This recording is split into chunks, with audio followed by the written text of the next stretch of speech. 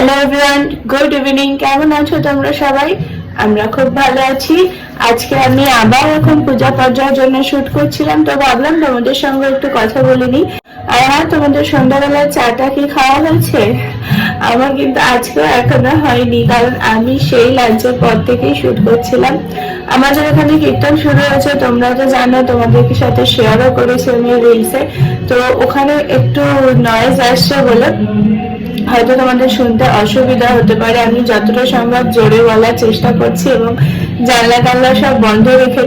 আমার না যেন প্রচন্ড ঠান্ডা লেগেছে, মানে কয়েক মাস না, মাস খানেক ধরে আমি প্রচন্ড ঠান্ডা লাগায় ভুগছি। এই কমে তো এই বাড়ে, যাই হোক এখন মেডিসিন চলছে, আশা করছি তাড়াতাড়ি ঠিক হয়ে যাব।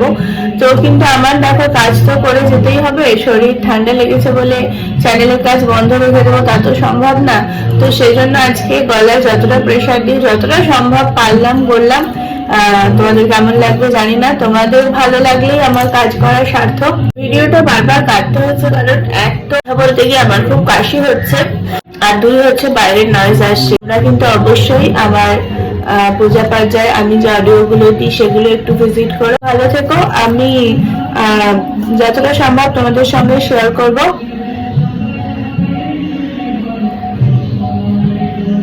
এরপর কপিরাইট খেয়ে যাবো।